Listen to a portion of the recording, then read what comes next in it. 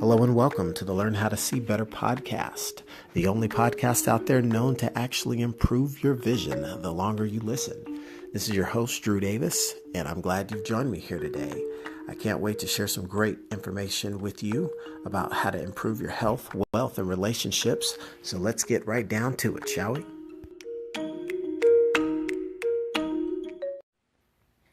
Hey, what's up, everybody? It's Drew, and it's about 9:30. I'm pretty much ready to unwind, but first I wanted to hop on and ask you guys, why does it hurt so bad every time? Yeah, you know what I'm talking about. You get that feeling in the pit of your stomach. It's about, 5, 6, 7 o'clock at night, and you're thinking, man, ugh, tomorrow I gotta get up and go see Mr. Charlie, right? I gotta get on the boat. I gotta go punch the clock, whatever term you use to describe it, but you're just thinking, man, why can't my weekend be a little bit longer, right? And, we've all been there. And I think that, it was just a few years ago when I was dealing with that myself. And I didn't feel like when I was younger, it was that big of a deal. But all of a sudden, when I had a family, that's when I started getting a case of the Sundays. And it was interesting to see that it was very common. I didn't really ask about it till I was going through it.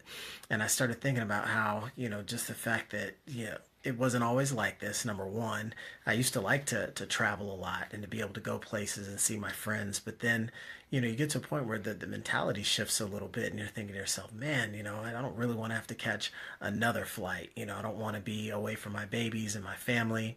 And, all of a sudden the shift in mindset that you get about those Mondays and the bad attitude that you already have the day before. Like, oh my gosh, I'm going to have to drink so much coffee to just get ready for that early meeting. And then the traffic and those emails that came in Friday night that I didn't get to, but I looked at them on my phone. And, what you find is that in all reality, a lot of us are like this. We all got to work to eat and pay the bills and provide. But I think there's the part of it where we also kind of fall victim to the idea that, if I want to grow in my career, I just have to continually sacrifice, continually sacrifice, continually sacrifice, and give more of your best hours of your day away, as though you have no choice to be able to like twist a few knobs and control the configuration of your life.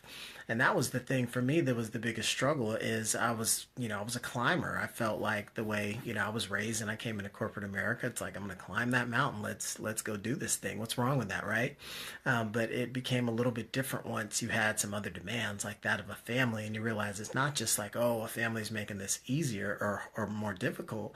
But I realized that, work wasn't, and constant work wasn't the most important thing. And that, if you choose that, that's cool. But at the same time, you just have to understand the consequences of your actions. If you're going to elect to miss out on, the developmental stages of your kid, growing up, and then key stages of their childhood and bonding moments, that's kind of personal preference, right? But I knew that I wasn't really wired like that. And so for me, I had to kind of look at deep within and say, all right, am I willing to make a change with this situation? Because what I'm facing is not cool, and it doesn't really resonate with my core values. And I think what helped me get to that point where I could have that aha moment to say, you know what? I'm going to make a change. I'm going to take control of my situation, was simply the fact that, sometime earlier I had made, a little small leap of faith to start building, and creating something, prior to any kind of impending event. Basically meaning, I had started investing, I'd started building a business, part time, 5 to 9, so that I could be able to create something to give me and provide me with options. So if I'm ever in a scenario where I don't like the setup of the setup, I can change the setup or opt out of the setup.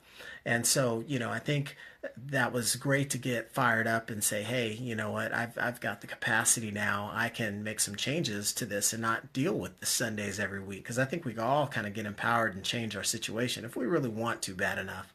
And I started going down that path of saying, I'm going to make these changes. But then the conflict internally arose, and I realized there's, two different powers that struggle here, because the loyalty side of me was thinking, man, I don't want to, I don't want to give a 2 weeks notice. Maybe I should give 4 weeks or 6 weeks or 2 months. And it's like, wait a minute, if you were getting your walking papers, it'd probably be like, 2 weeks these days. There's not all that loyalty.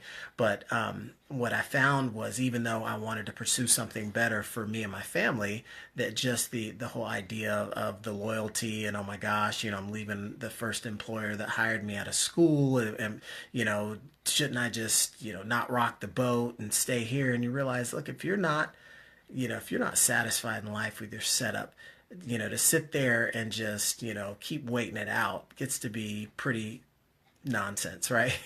So for me, I was able to, like I said, dig deep and face those conflicts and say, hey, I made my mind up. I'm making these changes. I'm not, turning back. Let's go ahead and push through. So I think that the biggest achievement was the fact that I, feel that I was able to kind of break those chains of fear in my mind and take action to move on to new opportunity, to not let my current setup make me feel so comfortable that I didn't want to push myself to try and be great, and to rekindle some fire behind my drive to climb at the time. And the transformative process of it all is pretty amazing, because you realize that you get to a point where, when you're living in a way that's in tune with your natural core values that resonate deepest in your heart, you don't have a setup where you're dreading Sunday night and Monday morning and feeling like there's this dark cloud over you, because you're not really having to worry about that anymore. You're not trapped in that type of setup. And that's not saying that just quit your job and you don't have to worry about Mondays anymore. That is one way to do it. But if you don't do it right, you'll be stressing every day, not just Sunday. So I think for people, there's a possibility that we can all get a taste of our dream life. And it doesn't have to wait until the end. It doesn't have to wait till you're some set retirement age, 65 or 67 or, some other age. You can start achieving some of that now. And it's just about how you start to look at making adjustments in your day-to-day setup. And I really believe that everybody can have it all. So if you're a younger person, checking this out, think big, be resourceful, and start to, visualize yourself in a better place. And it's not, like I said, like, I know that everybody doesn't hate their job, but if you hear this message and you know what it's like when you got a case of the Sundays, how many Sundays have you dealt with feeling that way, right? If it's been more than, a month of Sundays, think about what changes can you be making, right? And maybe it's a setup where you're making, part-time income, and now you can switch to a job that you really care more about, right? Or maybe you get to a point you can fire your boss and fully pursue your dreams. But at the end of the day, there is a cure for the Sundays. And it shouldn't have to hurt you so bad, because I think the reason why it hurts so bad every time is because a lot of us, we find ourselves, we're doing something that's not in tune with our real beliefs and our core values. So take a moment to think about that. Dig deep.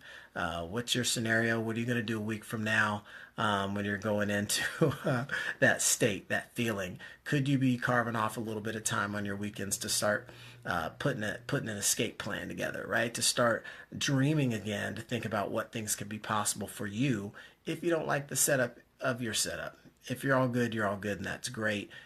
Keep doing you, and that's fantastic. But I wanted to share that because Sunday's a fun day now. It's a beautiful thing, and it should be that way every day of the week.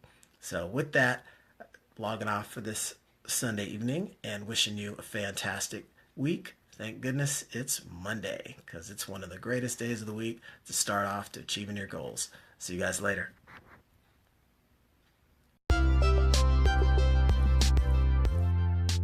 Well, all right. That was some great content, wasn't it? Well, thank you. I appreciate that. I'm glad you liked it. This is your host, Drew Davis, and I want to thank you for listening to the Learn How to See Better podcast today. And don't forget to subscribe and tune in for future episodes, and be sure to share with a friend if you are enjoying this content. Thanks, and see you next time. The podcast you just heard was made using Anchor. Ever thought about making your own podcast? Anchor makes it really easy for anyone to get started.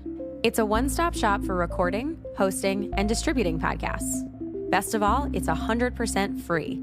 Sign up now at anchor.fm/new. That's anchor.fm/new to get started.